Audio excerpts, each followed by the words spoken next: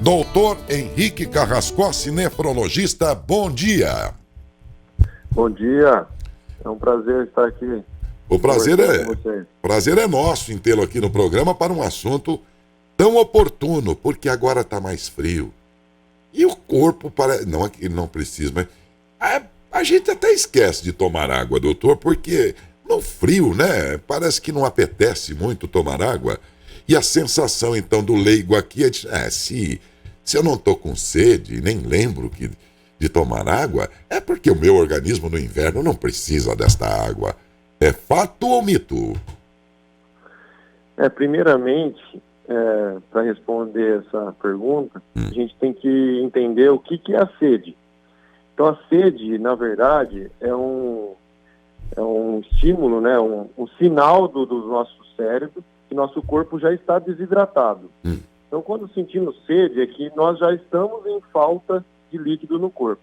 Não quer dizer que você deve ingerir água ou líquido só quando você está com sede. Pelo contrário, você tem que tomar o líquido sem sentir a sede, porque a sede já é um mau sinal, né? Um sinal ruim. Então, no inverno, realmente, nosso corpo, para manter a temperatura, ele concentra a circulação do sangue do nosso corpo, ele se concentra nos órgãos centrais, então no coração, nos vasos mais centrais, né, do coração, do cérebro, para manter a temperatura desses órgãos vitais.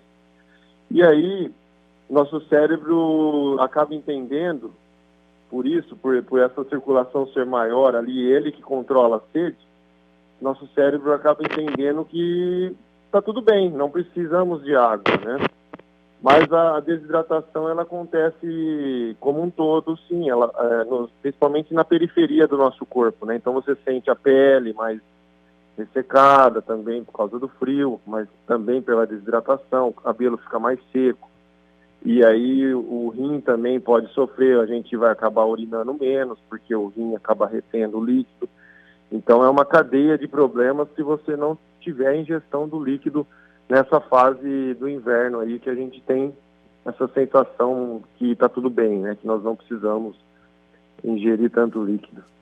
Mas como não é pedido a todo momento, a sensação de sede não vem a todo momento, como no verão, muitos, quando lembram, falam, bom, então deixa eu compensar, vou tomar um monte de água como se fosse um camelo. Nesse caso, essa água será aproveitada, ela cumprirá com a finalidade dela. Se o cara tomar uma vez só por dia, mas tomar 2 litros de uma vez, doutor, se assim for possível. Não é o ideal, porque o que acontece? É um volume grande de água, né, de líquido, isso vai acabar não sendo aproveitado ali naquele momento, nessa quantidade, né? Então, os órgãos internos, o estômago, o intestino, ele vai receber uma carga muito grande, né, de líquido, e aí não dá tempo nem de processar isso corretamente. Então, o ideal é que as pessoas se dividam, né, em pequenos volumes, mas com uma frequência maior aí durante o dia, é muito mais saudável. Melhor beber muitas vezes uma quantidade regular de água, então, né? Isso, exatamente. A melhor estratégia é essa, com certeza. Há alguma fase da vida em que isso é mais necessário ainda, entre ser criança, meia-idade ou idoso? Realmente, os idosos e as crianças, eles são mais... eles têm maior chance de se desidratar, porque eles precisam mesmo de uma quantidade maior de água no nosso corpo. Os idosos, eles são... além deles precisarem de mais água no corpo para manter a hidratação, eles também sentem menos sede, porque o cérebro já tem um desgaste, então aquele centro de controle da sede, ele é menor, ele funciona menos do que numa pessoa mais jovem, então é um agravante maior ainda no idoso, por isso que tem que ficar muito atento aos idosos, porque eles não têm sede mesmo, e aí acabam esquecendo de tomar água. Eu tenho pacientes que chegam no consultório e falam, às vezes eu fico 2 dias sem tomar água, e não sinto falta, mas aí na hora que nós vamos examinar o paciente, né, ver os exames, tudo isso reflete alterações que apenas com hidratação nós conseguimos reverter, às vezes, um problema e não deixar esse problema se agravar. Inclusive a própria resistência, digamos assim, do organismo da pessoa em relação a esse período agora de doenças típicas do inverno e tudo mais, depende dessa boa hidratação, doutor? Sim, o bom funcionamento das células de defesa, os anticorpos do nosso corpo, a imunidade, relacionados à imunidade, a água é vital, né, para esse bom funcionamento. Então, as pessoas sem hidratação, com certeza aumenta a chance de infecções, aumenta a chance de contrair, principalmente agora no inverno, as doenças respiratórias, né? Não só Covid, mas as doenças dessa fase do ano, né? Que nós já estamos acostumados aí há anos, né? Os outros vírus, né? Por conta dos ambientes mais fechados. Então a hidratação, com certeza, ela vai ajudar a combater isso, sim. Quando a pessoa chupa uma laranja, uma melancia, frutas que têm bastante líquido, ela está com aquele líquido lá de uma fruta cumprindo esta função de hidratar o corpo, ou a água é insubstituível? Não, algumas frutas são ricas em líquido, sim, em água. Por exemplo, a melancia, ela é 90% constituída por água, né? Então esse líquido com certeza é válido, sim, faz parte da hidratação, o suco de laranja ou qualquer outro suco que você também às vezes adiciona água junto para fazer, né?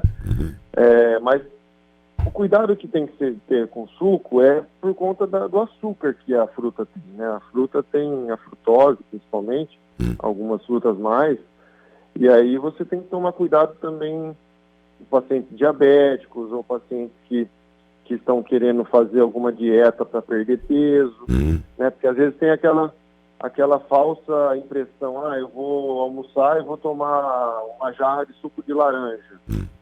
E isso pode tem uma grande quantidade de calorias, né? E isso, às vezes, numa dieta que você, às vezes, está querendo chegar no peso, né, ideal, isso vai te atrapalhar, entendeu? Então, aquela ideia que é só uma coisa natural e dependendo da pessoa, pode não te ajudar nesse sentido, mas lógico que em relação ao líquido também faz parte da hidratação, sim. Da hidratação. Alguma pergunta aí, Dalberto?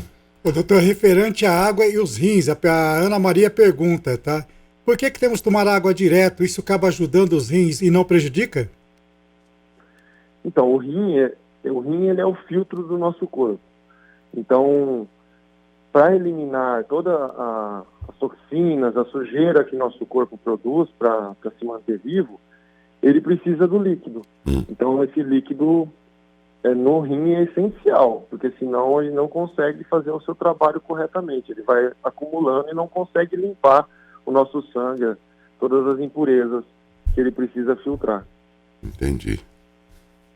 A Benedita de Oliveira pergunta a respeito da água. Ela é diabética. Pode tomar bastante água durante o dia? Não, a princípio, para o diabético, a água é à vontade, né? O que a gente orienta... Não tem restrição. O que a gente orienta é que tome no mínimo 30 ml de água por quilo de peso. Então, por exemplo, uma pessoa de 70 quilos, ela multiplica isso por 30, vai dar 2,100. Então, mais ou menos 2 litros e 100 no mínimo por dia para tomar. A gente sabe que no inverno é difícil, às vezes, bater essa meta, mas uma dica que a gente fala é para as pessoas controlarem esse volume. Pega uma garrafinha, um recipiente que você possa separar o seu líquido, deixar na geladeira ou deixar fora, se você gostar, e já coloca de manhãzinha, eu tenho que tomar 2 litros, já enche aquele recipiente e vai tomando daquele recipiente, aí você sabe no final do dia, ou controla quantas garrafinhas você toma, de 500 ml, alguma maneira aí de controlar, né, esse volume. Alguém aí pelo WhatsApp com pergunta? A Tatiane Perpétua, ela pergunta, ela fala assim, não é meu caso, doutor, pois eu bebo bastante água, mas no frio, Os chás podem substituir a água natural? Então, o chá, depende do chá, lógico que em relação à hidratação, no chá você coloca água, né? Então, você tem o volume de água ali e a temperatura quentinha ali do chá, ele pode te ajudar também no frio. Só tem que tomar cuidado, porque às vezes o chá pode ser um estimulante, você tomar dependendo do horário que você toma. Ele pode te tirar o sono, ou pode ter alguma substância ali que pode te fazer mal, né? Ou fazer alguma interação, principalmente esses chás emagrecedores, né? Isso aí a gente até falou sobre isso. Tomar cuidado, porque às vezes você está tomando uma substância que não sabe que tem ali naquele composto, né? Então tomar cuidado o que você está ingerindo, ficar atento qual tipo de chá que você está tomando. E a criança, ainda mais nesses dias, porque a questão não é, né, doutor, só porque, né, o organismo precisa, o que não é pouco, que o organismo precisa dessa quantidade de água todos os dias. É que aqui entre nós estamos vivendo dias aqui, tende a piorar, né, de umidade relativa no ar de deserto, né, doutor?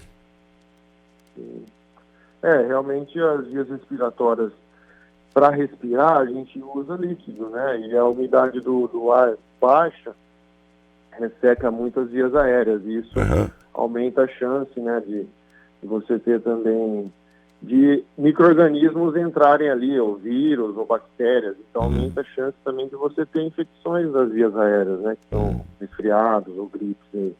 Então, com certeza, a hidratação vai ajudar. E no inverno, nós gastamos mais calorias. Para manter a nossa temperatura, nosso corpo, ele utiliza de mais calorias. Então, é uma época boa, se as pessoas conseguirem controlar, de fazer dieta. Quem está um pouquinho mais acima do peso, quer perder um pouquinho de peso, é uma época boa, porque naturalmente nosso corpo gasta mais calorias. Então, se a pessoa conseguir se segurar aí na fome, né, no apetite, porque acaba tendo até um pouco mais de fome nessa época, mas a água, ela vai ajudar a dar essa saciedade. Então, se você tomar bastante água, a sua sensação de saciedade vai ser maior, e aí você vai ter, fazendo uma dieta aí para perder peso, ela vai te auxiliar bastante também. Muito bem. Os alimentos, por exemplo, o senhor falou sobre as frutas, mas tem certos alimentos, uma sopa, alguns alimentos que também levam água e mantêm a água dentro da sua condição. Uma vez cozidos, eles são saboreados, vamos dizer assim, juntamente com o líquido. Aquele líquido também consiste em água, ou seja, o organismo entende, processa aquilo como água, separa da parte sólida de forma que aquilo entra no organismo como água?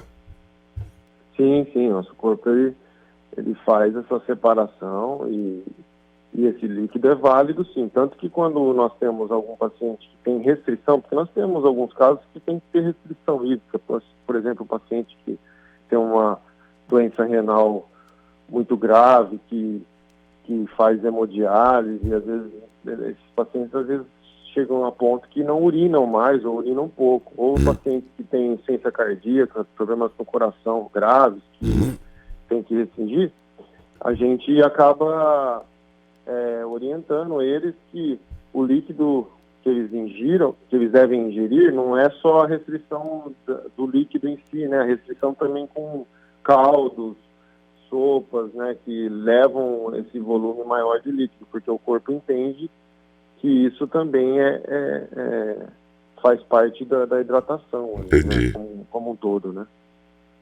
Pergunta de ouvinte. Mais uma pergunta, né? Se tem um limite máximo de água por dia, doutor? Boa pergunta. Então, isso depende, né? Então, por exemplo, se você tiver uma atividade intensa, por exemplo, um maratonista, ele vai correr lá 42 quilômetros, 43 quilômetros, ele vai ter que ingerir muita água porque ele vai estar perdendo. Depende da situação que você se encontra. Eu já tive, por exemplo, vou dar um exemplo, um paciente que ele tinha uma compulsão por líquido, ele tomava 15 litros de água por dia, quase aquele galão de 20 litros, né? Isso, logicamente, que traz problemas, né? Porque esse excesso de líquido, ele não é um maratonista, nada, ele é em repouso tomando essa quantidade. Então, nosso corpo tem que processar esse líquido, porque senão você vai reter esse líquido. Então, isso demanda alguns problemas, sim. E, assim, é difícil falar, assim, a quantidade, qual é a quantidade máxima de água, né? É difícil porque depende da situação, né? Depende de cada ambiente, depende do peso, depende de vários fatores. Mas, logicamente, assim, se pegar uma pessoa de 70 quilos em repouso, não tem necessidade dessa pessoa tomar, por exemplo, mais de 3,5 litros, 4 litros de água por dia numa situação normal. Não tem essa necessidade. Falar, eu tomo 5 litros de água. Se você está em repouso, eu acho que não é uma quantidade necessária, entendeu? Não precisa de tanto líquido assim. Doutora Maria Alves de Oliveira, ela pergunta o seguinte: se a falta de água no organismo pode causar infecção de urina? É uma boa pergunta. Com certeza pode, sim. Por quê? Primeiro que você diminui o fluxo urinário, então você diminui a quantidade que seu rim forma de urina. Então a sua bexiga, a nossa bexiga, ela fica, vamos dizer assim, ela lava menos, né? A urina ali na bexiga, ela vai estar lavando ali, né? Então, se você tem um fluxo menor, maior chance das bactérias ficarem ali paradas, né, na bexiga. Outra questão, a quantidade menor de líquido, o seu intestino tende a funcionar menos, né? Você tem um funcionamento do intestino pior se você não ingerir líquido. Com o líquido você consegue um hábito intestinal melhor. E nós sabemos que as pessoas que não têm um hábito intestinal bom, ela aumenta também a chance de infecção urinária. Então, com certeza, as mulheres, principalmente, que têm histórico de infecção urinária, cistite, de repetição, a primeira orientação que a gente passa é já aumentar a injeção de líquido para ter um fluxo urinário maior e um hábito intestinal melhor também. O rim seguramente é o primeiro elemento aí do organismo que vai dar um grito se faltar água. Com certeza, ele é o grande controlador aí do volume de água, então ele é o primeiro órgão aí. E o outro órgão que é muito afetado pela desidratação é o nosso cérebro. Né? Por isso que as pessoas desidratadas, quando você está desidratado, você se sente cansado, se sente indisposto, sente um mal-estar, assim, isso é um reflexo da desidratação do cérebro. Então, às vezes a gente está não sabe o que tem, eu não estou bem hoje, aí vai ver, na verdade é uma desidratação, principalmente nos idosos. A desidratação no idoso, um dos sinais é confusão mental. Então, o idoso começa a ficar confuso, começa a ficar, às vezes, agitado, ou mais sonolento. Isso pode ser um sinal de desidratação. Tem mais uma pergunta aqui, doutor Paulo César, ele pergunta, ele fala que ele tem problema renal, tem cálculo renal, e já falaram para ele que é por falta de água. Ele pergunta se é verdade ou não. Então, em relação aos cálculos renais, as pedras nos rins, também está diretamente relacionado à injeção de líquido, sim. Lógico que tem outros problemas que podem levar à formação de pedras, isso tem que ser feita uma investigação nas pessoas que têm formação de pedras assim muito constante, né? Mas o exemplo que eu sempre dou é o seguinte: se você pegar, por exemplo, um balde de água de 20 litros e colocar uma colher de sal, esse sal vai diluir ali naqueles 20 litros. Se você pegar uma xícara pequenininha de café e colocar uma mesma colher de sal na xícara com água, esse sal não vai diluir naquele volume de água. É a mesma coisa em relação às pedras. Se você toma bastante água, os cristais que estão ali no seu rim, eles vão se diluir. Se você não toma água, aquele cristal vai ficar concentrado e vai formar pedra. Então, a ingestão de líquido para quem tem histórico de cálculo renal, de pedra nos rins, é essencial. O Ney, ele fala: bom dia, doutor, eu tenho um rim só, devo beber bastante água? Então, as pessoas que têm um rim só, geralmente não tem problema nenhum para ingestão de água, tá? Esse rim, ele faz o trabalho de dois. Lógico que tem que ver se isso foi algum problema de nascimento, já nasceu com um rim só, ou se foi retirado, tem algumas peculiaridades. Mas, geralmente, não há restrição. Ter um rim só, a princípio, é a mesma coisa aí, vamos dizer assim, de ter os dois, se ele estiver funcionando corretamente. Ok. Mais aqui? A Lilian pergunta: bom dia, doutor. Criança de 7 meses tem que beber quanto de água por dia? Então, aí é difícil responder, porque, assim, isso vai depender de peso, né? Aí eu acho que é mais interessante conversar diretamente com o pediatra para ele passar uma orientação, porque até os 6 meses é aleitamento materno exclusivo, né? É o ideal. E depois dos 6 meses, o ideal é que se mantenha o aleitamento, mas aí se introduza o suco, a água, né? Mas aí é difícil dar uma orientação muito genérica, assim, nesse caso. A Maria Luísa Moutinho, ela pergunta, né? Ela fala que toma bastante água, ela é diabética, e ela acaba perguntando por que incha tanto as pernas, doutor. Então, o inchaço, é difícil responder, assim, a causa do inchaço, porque inchaço nas pernas podem ser muitos problemas, né? Pode ser um problema renal, pode ser um problema na circulação, pode ser um problema cardíaco, pode ser medicação que ela está tomando. Então, o que eu falo para os meus pacientes é o seguinte: geralmente a água não incha.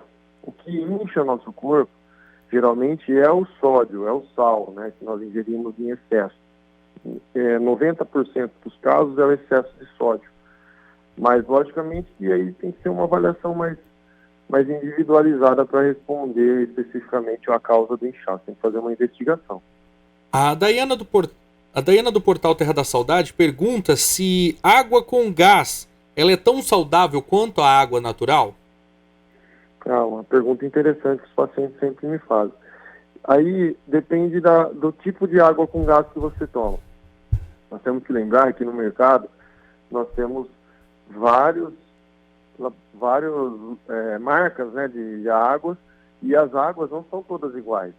Elas têm, algumas são ricas em sódio, às vezes outras têm água tônica, né, tem vários tipos. Então, assim, o que a gente orienta é que as pessoas observem a composição dessa água que ela está ingerindo, mas que não troquem a água normal totalmente por água com gás.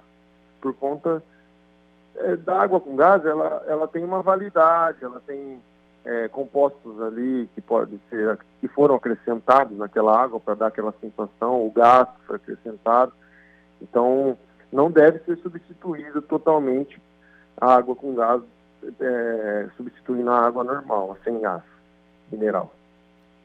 E a Eliette do Portal Terra da Saudade acaba perguntando, né? Doutor, eu tenho lúpus, tenho lesão no rim. Tomo pouca ou muita água?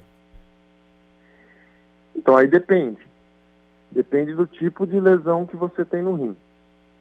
Se for uma lesão leve, e que o funcionamento do seu rim ainda tem uma capacidade boa de função, você deve ingerir a água normalmente, igual uma pessoa normal, que não tem nenhum problema de saúde ou que não tem nenhuma restrição. Mas aí é difícil, especificamente, sem fazer uma avaliação mais detalhada do caso. Né?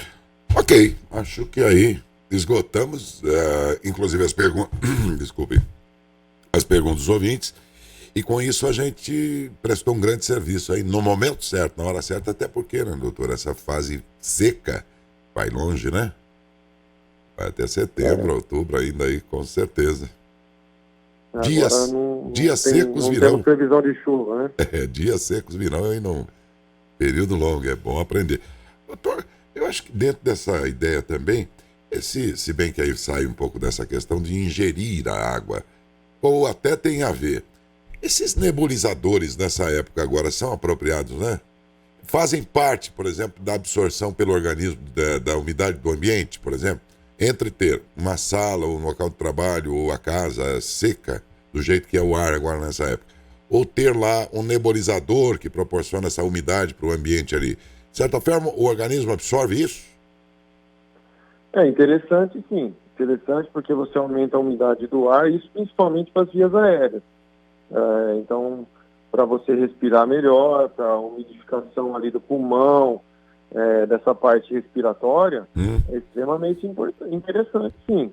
Só tem que tomar cuidado porque a umidade, ela pode também criar micro-organismos, né? Fungos principalmente, né, no ambiente. Então é importante que as pessoas deixem também circular o ar nesses locais, não deixem tudo fechado, deixem entrar um sol, né, nesse local, para poder não deixar a umidade ali também criar fungos, que isso pode trazer problema, né, problemas aí respiratórios aí, e outros problemas também. Ok, doutor, muitíssimo obrigado pela participação. A entrevista foi muito rica, proveitosa e oportuna. Um bom dia ao senhor e até a próxima. Eu que agradeço. Um grande abraço para vocês. Outro aí, uma abraço. semana a todos.